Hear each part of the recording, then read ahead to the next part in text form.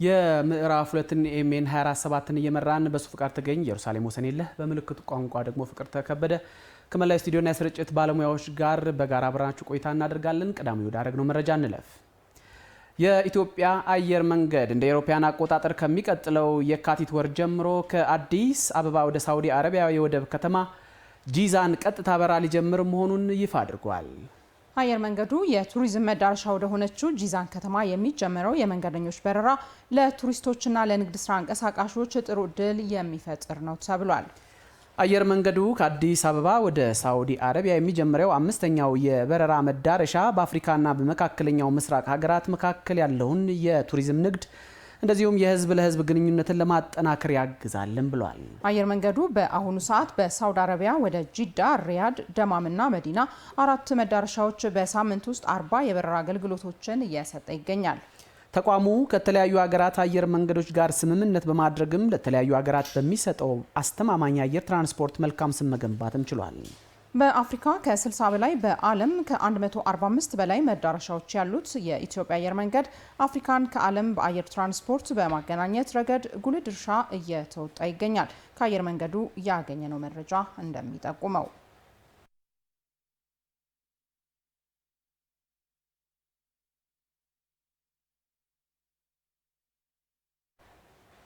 ከአዲስ ሚዲያ ኔትወርክ ኤምኤን በቀጥታ የሚተላለፍላችሁን ኤምኤን 247 ነው በመከታተል ላይ ያላችሁ ተመልካቾቻችን። በዝርዝር ወደ ምንመለከታቸው ጉዳዮች ደግሞ እናልፋለን።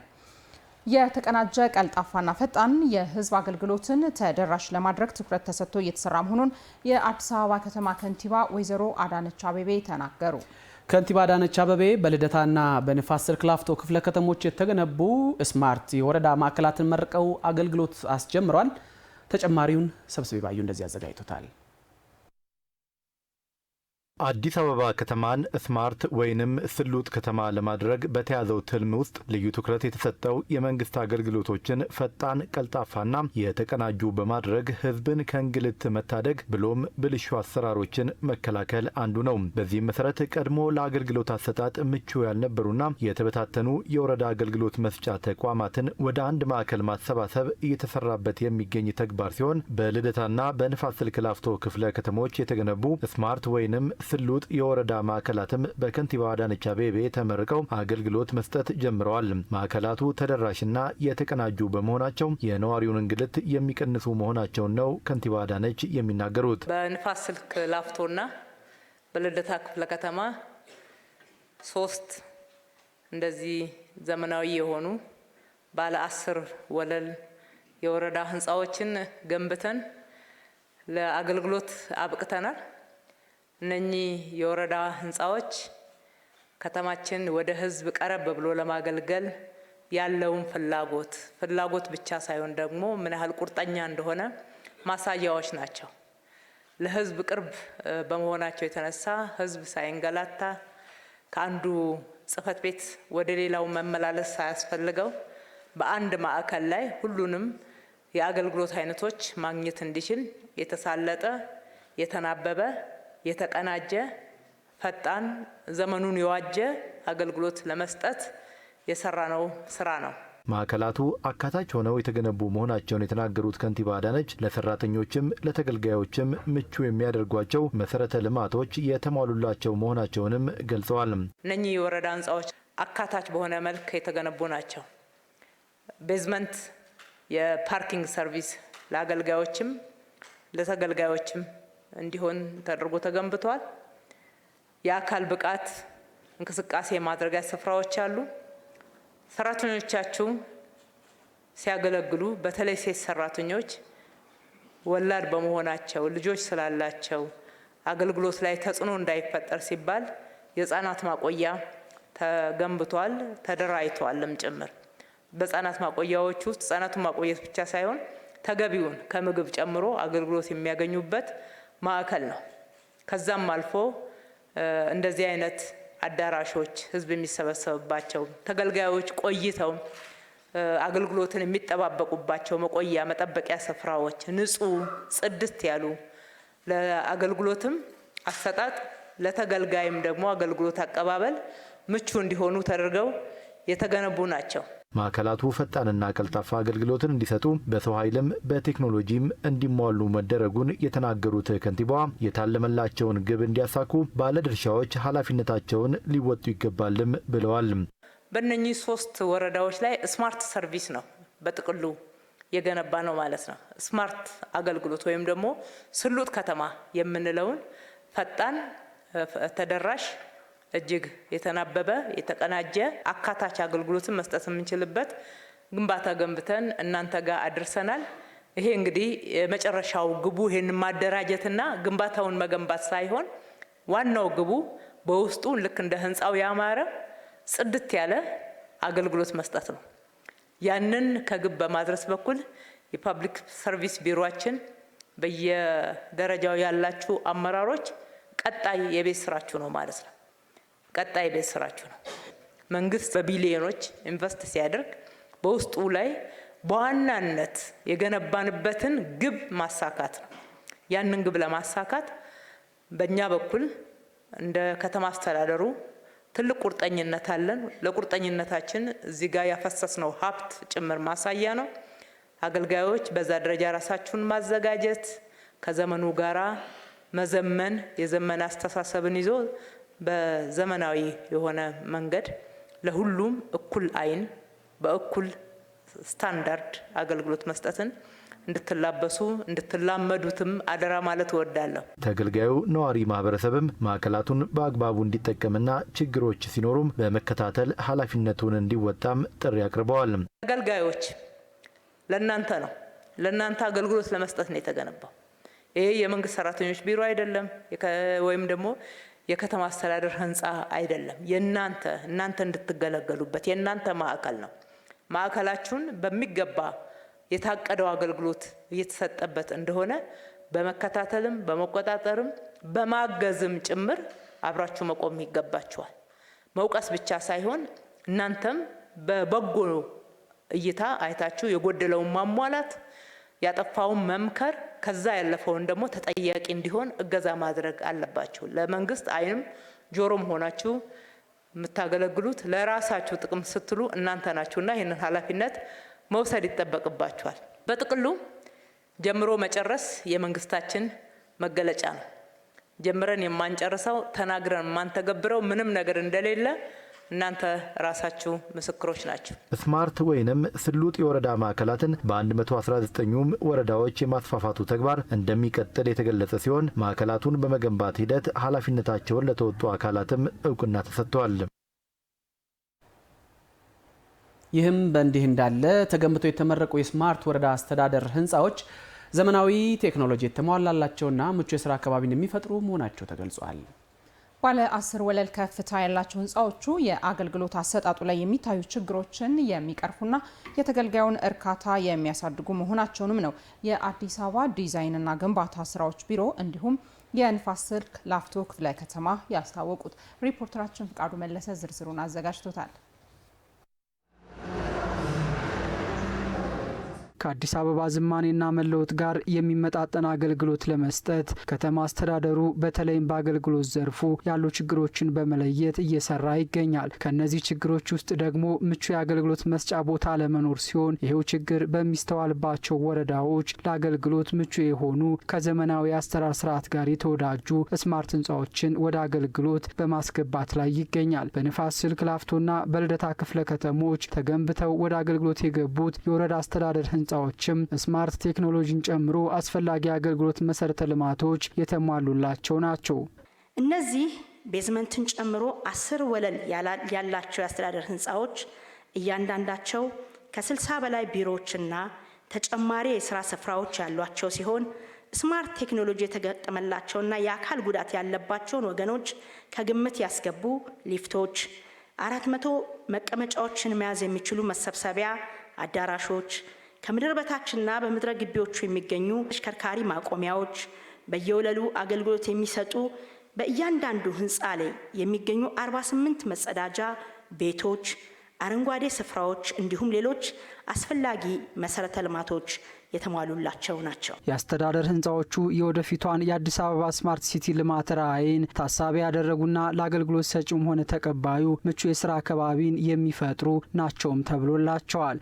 እነዚህ ዘመናዊ ህንፃዎች ከዚህ በፊት እንደምናውቃቸው የወረዳ አስተዳደር ህንፃዎች አይነት ሳይሆኑ ወደፊት የሚሰጡ ስማርት አገልግሎቶችን ታሳቢ ያደረጉ የቴክኖሎጂ መሰረተ ልማቶችን እንዲይዙ ተደርጎ የተሰሩ ለአገልግሎት ሰጪውና ተቀባዩ ምቹ ከባቢን ያጎናጸፉ በቂ ብርሃንና አየር የሚዘዋወርባቸው እና ማረፊያ ስፍራ ያላቸው ለአእምሮ እረፍት የሚቸሩ አረንጓዴ ምድረ የተካተተላቸው ናቸው። ከነዚህ መሰል ከህብረተሰቡ ፍላጎትና ጥያቄ የተቀዱ የልማት ስራዎቻችን ህዝብን ያስቀደሙ ከኃላፊነት ስሜት የመነጩና ፍጹም ልባዊ የሆኑ ስለመሆናቸው ዛሬ እያስመረቅናቸው የሚገኙ ፕሮጀክቶች ምሳሌ ናቸው። የስማርት ወረዳዎች ህንፃ ወደ አገልግሎት መግባቱ ከዚህ በፊት ሲነሳ የነበረውን የአገልግሎት መጓደል በማስቀረት የተገልጋዩን እርካታ የሚያሳድጉ መሆናቸውን ነው የንፋስ ስልክ ላፍቶ ክፍለ ከተማ የገለጸው። ከዚህ በፊት የነበሩ ወረዳዎች ለተገልጋዩም ለአገልጋዩም ምቹ ያልሆኑ ለስራም ቅልጥፍናም ውጤታማነት የጎደላቸው ነበሩ። የከተማችን ነዋሪዎችም የአገልግሎት እርካታ ለማረጋገጥ እየተደረገ ባለው ጥረት በርካታ አገልግሎት የሚሰጥባቸውን የወረዳ መዋቅር ለተገልጋዮች ምቹና ቀልጣፋ አገልግሎት መስጠት የሚያስችሉ ሆነው መገንባት ጊዜው የሚጠይቅ ተግባር በመሆኑ በአገልግሎት አሰጣጡ ላይ መሰረታዊ ለውጦችን ለማስመዝገብ ዛሬ የሚመረቁ የወረዳዎች በመዲናችን አዲስ አበባ የስማርት ሲቲ ግንባታ ሂደት ለማፋጠን ሚናቸው ትልቅ ነው። ከአዲስ ሚዲያ ኔትወርክ ኤኤምኤን በቀጥታ የሚተላለፍላችሁን ኤኤምኤን 24/7 ምዕራፍ 2 ነው በመከታተል ላይ ያላችሁ ተመልካቾቻችን። ከኛ ጋር ስላላችሁ እጅግ አድርገን እናመሰግናለን። ዜናዎቻችን አሁንም ወደ እናንተ መድረሳቸውን ይቀጥላሉ። አምራች ኢንዱስትሪዎች በተሻለ የማምረት አቅም እንዲንቀሳቀሱና ውጤታማ እንዲሆኑ ከተማ አስተዳደሩ የሚያደርገውን ድጋፍ አጠናክሮ እንደሚቀጥል የአዲስ አበባ ከተማ ምክትል ከንቲባና የኢንዱስትሪ ልማት ቢሮ ኃላፊ አቶ ጃንጥራር አባይ ገለጹ። በቦሌ ክፍለ ከተማ አስተዳደር ኩራት በሀገር ምርት በሚል መሪ ሀሳብ አራተኛው ዙር የኢትዮጵያ ታምርት ንቅናቄ መድረክ ተካሂዷል። መሐመድ ኑር አሊ ከውጭ የሚገቡ ምርቶችን በሀገር ውስጥ የመተካትና የኢትዮጵያን ምርቶች ዓለም አቀፍ ተወዳዳሪነት ከፍ የማድረግ ዓላማን ይዞ ባለፉት ዓመታት የተከናወነው የኢትዮጵያ ታምርት ንቅናቄ የአምራች ኢንዱስትሪዎችን የምርት ጥራትና ስፋት ማሳደግ አስችሏል። ይህንን ውጥን ለማጠናከር በቦሌ ክፍለ ከተማ ኩራት በሀገር ምርት በሚል መሪ ሀሳብ አራተኛ ዙር የኢትዮጵያ ታምርት ንቅናቄ መድረክ ተካሂዷል። የአዲስ አበባ ከተማ ምክትል ከንቲባና የኢንዱስትሪ ልማት ቢሮ ኃላፊ አቶ ጃንጥራር አባይ ኢንዱስትሪዎች ለአንድ ሀገር እድገት የጀርባ አጥንት መሆናቸውን ጠቁመው የኢትዮጵያ ታምርት ንቅናቄ ከተጀመረ ወዲህ የአምራች ኢንዱስትሪዎች እድገት አበረታች መሆኑን ተናግረዋል። የኢትዮጵያ ታምርት ንቅናቄ ከተጀመረ 3 እና 4 ዓመታት ውስጥ መሰረታዊ የሆኑ ለውጦች እንደ ሀገር እየተመዘገቡ ናቸው ያሉት። ኢትዮጵያ ቀደም ሲል ከነበረው የኢኮኖሚ አቅጣጫ በልዩ ትኩረት ርብርብ እያደረገችባቸው ካሉት ዘርፎች መካከል ግብርና፣ ማዕድን፣ ቱሪዝምና የቴክኖሎጂ ልማት ወይም የዲጂታል ዘመን ልማትን በልዩ ትኩረት መንግስታችን በስራ እንቅስቃሴ ውስጥ መሰረታዊ የሆኑ ለውጥ የምናመጣባቸው ስራዎች ወይም ዘርፎች ናቸው ብሎ ከፍተኛ ርብርብ እያደረገ ይገኛል። ይህ አጋጣሚ በተለይ ለኢንዱስትሪው ትልቅ እድል ትልቅ መልካም አጋጣሚ ተደርጎ የሚወሰድ ነው። በቦሌ ክፍለ ከተማ በተለያዩ ዘርፎች ለተሰማሩ 260 አምራች ኢንዱስትሪዎች በርካታ ድጋፎች እየተደረጉ ስለመሆኑ የጠቀሱት ደግሞ የቦሌ ክፍለ ከተማ ዋና ስራ አስፈጻሚ ዶክተር እሸቱ ለማ ናቸው። በተለያዩ ዘርፎች የተሰማሩ 260 አምራች ኢንዱስትሪዎች የሚገኙ ሲሆን የቦሌ ክፍለ ከተማ አስተዳደር የአምራች ኢንዱስትሪዎቻችን ሚና ለማሳደግና የዘርፉን ውጤታማነት ከፍ ለማድረግ ያለሳለሰ ጥረት በማድረግ ላይ ሲሆን አምራች ኢንዱስትሪዎች የሚያነሷቸው ችግሮችን ለመፍታት የመሰረተ ልማት፣ የፋይናንስ እና የግብአት አቅርቦት እንዲሁም የቴክኒካል ድጋፍ በማድረግ ላይ ይገኛል። ሸማቹ በሀገሩ ምርት እንዲኮራ የግንዛቤ ስራ መስራት፣ የገበያ ትስስርን ማስፋትና የመስሪያ ቦታ አቅርቦትን ማሳደግ ከከተማ አስተዳደሩ የሚጠበቁ ስራዎች ስለመሆናቸው የውይይቱ ተሳታፊዎች አንስተዋል። ባለድርሻ አካል የቦታ አቅርቦትን ጉዳይ ቢያመቻችና የምርት ማምረቻው መሳሪያዎችም ደግሞ በየወረዳው ቢወርድና ወገኖች ለዚህ ብርቱ ስራ ራሳቸውን እንዲያዘጋጁ ቢደረግ መልካም ነው። ክፍለ ከተማው እኔን ቀጥታ ከባለ ሀብቶቹ ጋር የሚያገናኝበትን የትስስር ስራ የንግድ ስራ እንደማንኛውም ሰራተኛ የንግድ ስራ እንዲፈጠርልኝ ቀጥታ ከደላሎች እጅ መውጣትን ነው እኔ የምፈልገው። የሀገር ውስጥ ምርትን አሳንሶ የማየት ችግር አለ። እጅግ በላቀ መልኩ አምርተን ከውጭ ያለውን ምርት እዚህ ሀገር ውስጥ ካለው ምርት ጋር ኮምፔር ሲደረግ በፊት የነበረው ችግር የፊኒሽንግ ችግር ነበር። ያንን የፊኒሽንግ ችግር ውበት ሰርተን ጥራት ሰርተን ስናመጣ ማህበረሰባችን ውስጥ ያለው ክፍተት በተለያየ ግንዛቤ እጥረት ምክንያት ያነሰ ነው። እዚህ ላይ መንግስት ትልቅ የሆነ የግንዛቤ ስራ ንቅናቄ ቢያደርግ። ለተነሱ ጥያቄዎች ምላሽና ማብራሪያ የሰጡት የአዲስ አበባ ከተማ ምክትል ከንቲባና የኢንዱስትሪ ልማት ቢሮ ኃላፊ አቶ ጃንጥራር አባይ መንግስት ለአምራች ኢንዱስትሪዎች የተለያዩ ድጋፎችን በማድረጉ ውጤት መምጣቱን አስታውሰው አሁንም ከተማ አስተዳደሩ በአምራች ኢንዱስትሪዎች የሚነሱ ጥያቄዎችን በየደረጃው ለመመለስ ዝግጁ መሆኑን ተናግረዋል። የገበያ ትስስር አንደኛው ድጋፍ ነው። ሽግግር ሌላኛው ድጋፍ ነው። የመስሪያ ቦታ አቅርቦት ሌላኛው ድጋፍ ነው። በውጭ ትልልቆቹ ኩባንያዎች ደግሞ በውጭ ኤክስፖ እንዲሳተፉ ማድረግም ሌላኛው ድጋፍ ነው። ወደ ውጭ ምርት ለማምረት ለመሸጥ የሚችሉበትን የህግ ማዕቀፍ ተከታትሎ በፋይናንስ፣ በብድር፣ በማሽነሪ አቅርቦት ያለውን ችግር መፍታት ነው። እነዚህ ሁሉ ድጋፍ ናቸው። ስለዚህ እኔ እያመረታችሁ የተሻለ እየሰራችሁ ራሳችሁን ለመለወጥ እየተጋችሁ ያላችሁ ብዙ ችግር አይገጥማችሁ፣ ብዙ ፈተና አይገጥማችሁ። ተኪ ምርት በማምረት ደረጃ አገራችን አሁንም ብዙ ስራ መስራት አለባት። ከተማችንን መስራት አለባት። ትክክል ነው። ብድር ላይ እናንተ መስፈርቱን አሟልታችሁ እስከቀረባችሁ ድረስ ስኬት ባንክ አለ፣ ሌሎችም ባንክ አሉ፣ ብድር ይሰጣሉ። እኛና የክፍለ ከተማው ጽሕፈት ቤት ደግሞ ብድር ጠይቃችሁ እምቢ የተባላችሁበት መንገድ ካለ እስከ ጫፍ ድረስ ገብተን ሄደን መፍታት አለ። አምራች ኢንዱስትሪዎች በዓለም አቀፍ ገበያ ጭምር ተወዳዳሪ መሆን እንዲችሉ ከተማ አስተዳደሩ አስፈላጊውን ድጋፍ እንደሚያደርግ በመድረኩ ተመላክቷል። ከኢትዮጵያ ታሪካዊ ጠላቶች ጋር ላለመስራትና የሀገርን ጥቅም ለማስጠበቅ ድርጅታዊ እውቅና ያለው የሰላም ስምምነት እንዲፈረም ማድረጋቸውን የአማራ ፋኖ ህዝባዊ ድርጅት አፋሕድ መሪዎች ተናገሩ። በአማራ ብሔራዊ ክልላዊ መንግስትና በአማራ ፋኖ ህዝባዊ ድርጅት መካከል የተደረሰው የሰላም ስምምነት የሀገር አንድነትን የሚያስጠብቅና የህዝቡን ጥያቄ የሚመልስ ነው ያሉት የድርጅቱ መሪዎች የኃይል አማራጭን የተከተሉ ሌሎች አደረጃጀቶችም ወደ ሰላም እንዲመጡ ጥሪ አቅርበዋል። የአማራ ፋኖ ህዝባዊ ድርጅት መሪዎች የሰላም ስምምነቱን አስመልክቶ መግለጫ ሰጥቷል። ዳንኤል መላኩ አዘጋጅቶታል። ህዝባችን ከዚህ በላይ ጦርነት መሸከም የለበትም። ባለፉት 3 የትግል ዓመታት ለህዝባችን የሰላም ምንጭ ሳንሆን የሰላም እጦት ምክንያት ሆነን ቆይተናል ያለው የአማራ ፋኖ ህዝባዊ ድርጅት ከአማራ ብሔራዊ ክልላዊ መንግስት ጋር የሰላም ስምምነት መፈራረሙ ይታወሳል። የአማራ ፋኖ ህዝባዊ ድርጅት መሪዎች በአማራ ብሔራዊ ክልላዊ መንግስትና በአማራ ፋኖ ህዝባዊ ድርጅት መካከል የተደረሰውን የሰላም ስምምነት አስመልክቶ መግለጫ ሰጥተዋል። በክልሉ መንግስትና በአማራ ፋኖ ህዝባዊ ድርጅት መካከል የተደረሰው የሰላም ስምምነት ድርጅታዊ እውቅና ያለው ነው ሲሉ የድርጅቱ ምክትል የፖለቲካ መምሪያ ኃላፊና የወሎ ቤተ አማራ ጠቅላይ ግዛት እዝ የፖለቲካ ዘርፍ ኃላፊ እያሱ አበራ ገልጸዋል።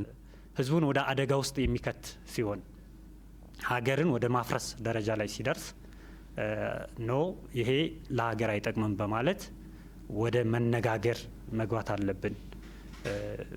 የትኛውንም ጥያቄ ካለም በጠረጴዛ ዙሪያ ተነጋግሮ ውይይት አድርጎ ለህዝባችን የሚበጀውን ምላሽ ማስጠት አለብን በሚል ከድርጅት ሊቀመንበሩ ጀምሮ ሁሉም ስራ አስፈጻሚዎች የድርጅቱ ወይም የአማራ ፋኖ ህዝባዊ ድርጅት እውቅና በመስጠት ከዛሬ ዓመት 2017 ከጥቅምት ወር ጀምሮ ወደ ንግግር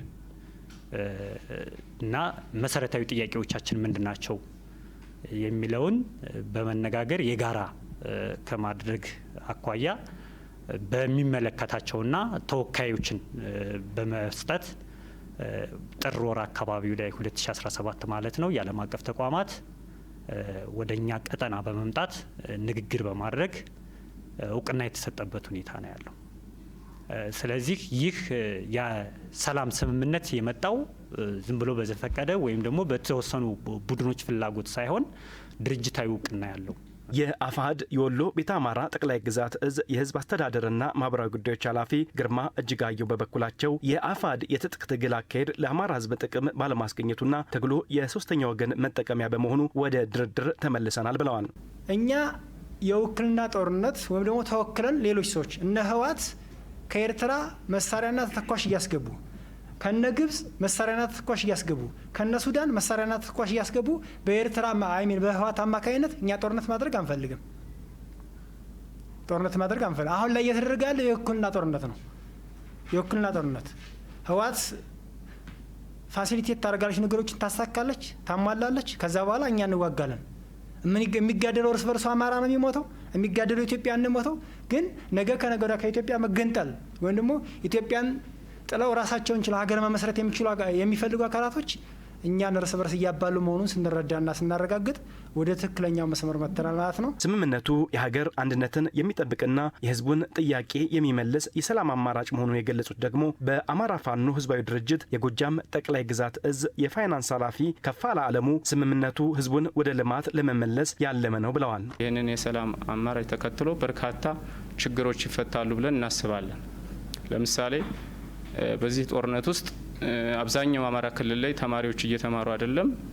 ይሄ የሰላም ስምምነት ከመጣ በኋላ እንግዲህ ወደፊት ተማሪዎች በሰላም ትምህርታቸውን የሚማሩበት ሂደት ሁሉ ይመጣል ማለት ነው። ጥሩ ነገር ይዞ ይመጣል ማለት ነው። የኃይል አማራጭን የመረጡ ሌሎች አደረጃጀቶች ወደ ሰላም እንዲመጡም የአፋሕድ መሪዎች ጥሪ አቅርበዋል። በጦርነት ተጀምሮ በጦርነት የሚያልቅ ነገር የለም። ጦርነት የትኛውም ዓለም ላይ ማለት ነው። ጦርነት የሆነ ጥያቄያችን ይመለሳል ብለን ባሰብንበት መንገድ የጀመርነው ነገር እንጂ ማስፈጸም የሆነ እንትን አይለም። ልንጨርሰው አንችልም። የአማራን ህዝብ እሴት ያልጠበቀ፣ ባህሉን ያልጠበቀ፣ ጥያቄውንም ያላነገበ እንደሆነ ሊታወቅ ይገባዋል። ይህ ተልእኮ ከማን እንደሆነም አማራን ብቻም ሳይሆን እንደ ሀገርም ለማፍረስ እና ብሔራዊ ጥቅምንም ለመክዳት፣ ህዝብን ለመክዳት የሚደረግ የሌሎች ተልእኮ እንደሆነ በመረዳት እነዚህንም በተለያየ መንገድ ወደ ሰላም አማራጩ እንዲገቡ ጥረት መደረግ መቻል አለበት። ከአፋሕድ ውጭም ያሉ የፋኖ አደረጃጀቶች አሉ።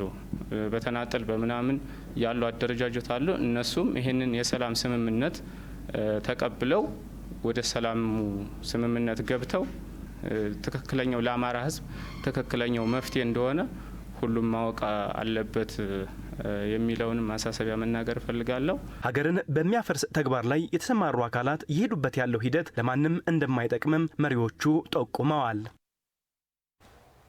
የአዲስ አበባ ቱሪዝም ኮሚሽን የመጀመሪያ የሆነውን የቱሪዝም ፎረም ከታህሳስ 5 እስከ 7 ቀን 2018 ዓ.ም እንደሚያካሂድ አስታወቀ።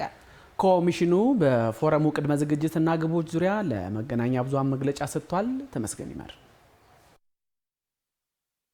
አዲስ አበባ ከተማን የቱሪዝም መዳረሻም መናገሻም ለማድረግ ባለፉት ዓመታት ተጨባጭ ስራዎች ተሰርተዋል። በእነዚህ ስራዎች መዲናዋ የኮንፈረንስ ቱሪዝም ተመራጭነቷም እየላቀ መጥቷል። በጤናና ስፖርት ቱሪዝም ዘርፎችም ተመራጭ ለመሆን ስራዎች ተጠናክረው ቀጥለዋል። የአዲስ አበባ ከተማ ቱሪዝም ኮሚሽን ከታህሳስ 5 እስከ 7 አንደኛውን የቱሪዝም ፎረም ያደርጋል። በጉዳዩ ላይ ለመገናኛ ብዙሃን መግለጫ የሰጡት የአዲስ አበባ ከተማ ቱሪዝም ኮሚሽን ኮሚሽነር ሁንዴ ከበደ በአዲስ አበባ ከተማ ባለፉት የለውጥ ዓመታት እውን የሆኑ መሰረተ ልማቶች ቱሪዝም ዘርፉ መነቃቃት አዎንታዊ ሚናን የተወጡ ናቸው ብለዋል። በከተማችን የተሰሩ በርካታ መሰረተ ልማቶች የቱሪዝም ኢንዱስትሪውን ከማስተዋወቅ እንደዚሁም ደግሞ የቱሪስት ፍሰቱን ከመጨመር አንጻር እየተወጡ ያሉት ሚና እጅግ በጣም ከፍተኛ ነው። እንግዲህ ይህን የቱሪዝም ኢንዱስትሪ መንግስትም ጥቅሙን በደንብ በመረዳት ከሀገር በቀል ኢኮኖሚ ማሻሻያዎች አንዱ አድርጎ መርጦ በፖሊሲም ጭምር አስደግፎ እየሰራበት ያለ ሁኔታ ነው ያለው። ኮሚሽኑ የመጀመሪያ የሆነውን አንደኛውን የቱሪዝም ፎረም ለማድረግ ቅድመ ዝግጅቶችን አድርጓል ያሉት አቶ ሁንዴ በፎረሙ ላይ የዘርፉ ተዋናዮች ስለ ቱሪዝም ይመክራሉም ብለዋል። ይሄ መርሃ ግብር ከታህሳስ 5 እስከ 7 በአራዳ ፓርክ የሚደረግ ነው። ይሄ መርሃ ግብር በተለይ የቱሪዝም ባለድርሻ አካላት በነቂስ ወጥቶ የሚሳተፉበት ትልልቅ ኩነቶች የሚደረጉበት ትልቅ መድረክ ነው። ምናልባትም የአዲስ አበባ ቱሪዝም ኮሚሽን ከተቋቋመ ወዲህ የመጀመሪያው ትልቁ ኢቨንቱ ነው። ትልቅ ኢቨንት ብቻ ሳይሆን እንደ ከተማችን የመጀመሪያው የቱሪዝም ፎረም ነው ብለን ነው የምንወስደው። ከዚህም ተነስተን አንደኛው የቱሪዝም ፎረም ተብሎ እንዲሰየም አድርገናል። በፎረሙ ላይ ሲምፖዚየሞች፣ የማስ ስፖርት፣ የፎቶ አውደ ርዕይና የፓናል ውይይት እንደዚሁም መሰል ሁኔታዎች ተጠባቂ ናቸው ያሉት የአዲስ አበባ ከተማ ቱሪዝም ኮሚሽን ኮሚሽነር አቶ ሁንዴ ከበደ ፎረሙ ትስስርን የማጠናከር ግንዛቤ ማስጨበጥ እንደዚሁም ዘርፉን የማስተዋወቅ ዓላማና ግቦች እንዳሉት አብራርተዋል። በቱሪዝም ዘርፍ ላይ ከተሰማሩ ተቋማት ጋር ተገቢውን ትስስር መፍጠርና የጋራ ተጠቃሚነትን ማረጋገጥ የዚህ ፕሮግራም ዓላማ ነው። የቱሪዝም ዘርፍ በጣም አሁን ላይ ትልቅ መነቃቃት እየታየበት ያለ ነው በልማቱ ዘርፍ። አሁን ደግሞ በማርኬቲንግና ፕሮሞሽኑን ደግፈን ይሄን ዘርፍ አጠቃላይ በሀገር ያለውን በኢኮኖሚ ውስጥ ያለውን ሚና መጫወት እንዲችል በሁሉም ደረጃ እንዲነቃቃ ማድረግ፣ እንዲተዋወቅ ማድረግ በጣም ተገቢ ስለሚሆን ከዚህ አንጻር ጥቅም ይኖረዋል። ፎረሙ አንድም የሀገር ገጽታን ባጎላ መልኩ በሌላ መልኩ ደግሞ የመዲናዋን ገጽታ በሚገነባ ማግባብ ይሆን ዘንድ አስፈላጊ ቅድመ ዝግጅቶች ስለመደረጋቸውም በመግለጫው ተነስቷል። ከትውልድ ድምጽ ከሆነው ኤኤምኤን 24/7 ምዕራፍ ለዜናዎቻችን እንደቀጠሉ ናቸው። በአዲስ አበባ ከተማ በሲቪል ምዝገባና ነዋሪነት አገልግሎት ኤጀንሲ እየተሰጡ ያሉ የዲጂታል አገልግሎቶች ተገልጋዩን የአገልግሎት እርካታ ከፍ እያደረጉ መሆናቸው ተገለጸ። በቅርቡ በአዲስ አበባ ከተማ ከንቲባ ይፋ ሆኖ አገልግሎት መስጠት የጀመረው የሲቪል ምዝገባና ነዋሪነት አገልግሎት ዲጂታል ሲስተም የአገልግሎት ፍትሐዊነትንና ተደራሽነትን ከፍ ያደረገ መሆኑንም ተገልጋዮች ገልጸዋል። ሪፖርተራችን ራሄል አበባ አገልግሎቱን ቃይታ ተከታዩን ዘገባ አዘጋጅተዋለች። ሰላም፣ እንዴት ናችሁ? ከአዲስ አበባ ከተማ ልማት እድገትና ፍጥነት እኩል የሚጓዝ ዲጂታል የአገልግሎት አሰጣጥ ስርዓትን ለመዘርጋት በመዲናዋ እንደ አዲስ መሶብ ያሉ የአንድ ማዕከል አገልግሎት መስጫ ተቋማትን ከማስፋትን ባሻገር በተለይ በከተማ አስተዳደሩ ስር ያሉ ቢሮዎች ላይ የተለያዩ አዳዲስ ቴክኖሎጂዎችን በማበልጸግ ተግባራዊ እንዲደረጉም እያስቻለ ይገኛል። ከነዚህ መካከል ደግሞ በሲቪል ምዝገባና የነዋሪነት አገልግሎት ኤጀንሲ ላይ በቅርቡ ይፋ የሆነው አዲስ የአገልግሎት መስጫ ቴክኖሎጂ አንድ ነው። ይህ ቴክኖሎጂ ምን አይነት አዳዲስ ነገሮችን ይዞ መጥቷል የሚለውን ቅኝት እናደርጋለን። ሰላም። ያው አዲሱ ሲስተም ዋና ዓላማው ከዚህ ፊት የነበሩ በርካታ ችግሮች የነበሩበት ሲስተም አለ። ያን ሲስተም በመጀመሪያ ደረጃ ችግሮቹን መፍታት ነው፣ በተሻለ ማለት ነው። በሁለተኛ ደረጃ ደግሞ ወቅቱ የደረሰበት ዘመናዊ ቴክኖሎጂዎችን መጠቀም እንዲያስችለውና ተገልጋዩ ህብረተሰብ በቀላሉ የሚፈልጉትን አገልግሎት የተለያዩ አማራጮችን በመጠቀም ሰርቪስ ማግኘት እንዲችሉ ማድረግ ነው። እንደነዚህ አይነት አዳዲስ ስርዓቶች መምጣታቸው በራሱ የመረጃን ትክክለኝነት፣ ግልጸኝነት በማረጋገጥ ረገድስ ምን አይነት ሚና ይኖራቸዋል? ያው የሲቪል ምዝገባና ነዋሪነት አገልግሎት ኤጀንሲ መረጃዎችን ስንመለከት በጣም ሴንሲቲቭ ናቸው። ለህግ የሚፈለጉ መረጃዎች አሉ። ለአስተዳደራዊ ውሳኔ የሚያስፈልጉ መረጃዎች አሉ። እነዚህ መረጃዎች አደራጅተን ለሚፈለገው ተቋም የምንሰጠው የምንተነትነው መነሻው ይሄ ሲስተም ነው ማለት ነው። ሲስተም ላይ ተደራጅቶ ከተቀመጠ መረጃ በሚፈለገው መልኩ ተተንትኖ መሰጠት ይችላል። ስለዚህ ለመረጃ ምንጭነት ያለው አስተዋጽኦ ከፍተኛ ነው።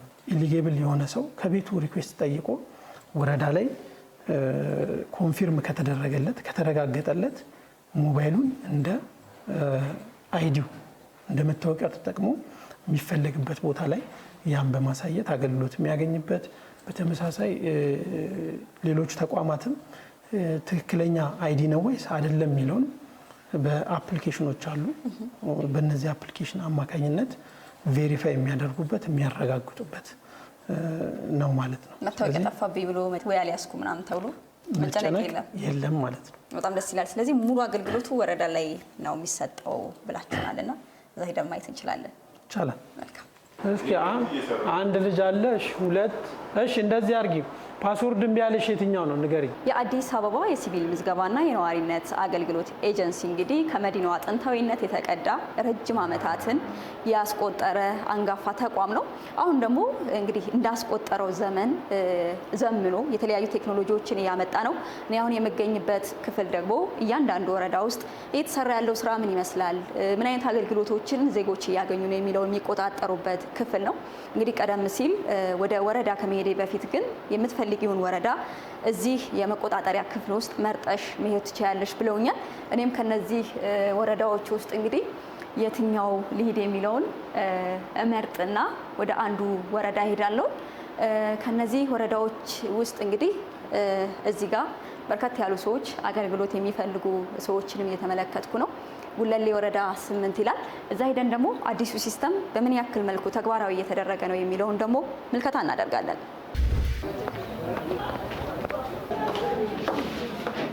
ሰላም ነሽ ተነስተ እንተዋወቅ። ማን እንበል? እኔ ጎሹ ባይ ይባላል። የወረዳ 8 ነዋሪ ነኝ። መልካም። ምን አገልግሎት ፈልገው መጥተው ነው? እኔ የልደት ሰርቲፊኬት ለማውጣት ነው የመጣሁት። አጠቃላይ አገልግሎቱ የዘመነና ቴክኖሎጂን ተጠቃሚነትን ያዘመነ ህብረተሰቡንም በዚህ መንገድ ጊዜና ሰዓቱን እየቆጠበለት ነው ያለው። ከበፊቱ የአሰራር ስርዓት የተዛባ አሰራር ስርዓት ማኑዋሊ ከሚሰራው በቴክኖሎጂ መሰራቱ ሰፊ የህብረተሰቡ ጥቅም እየሰጠ ነው ያለን። እኔ ነኝ።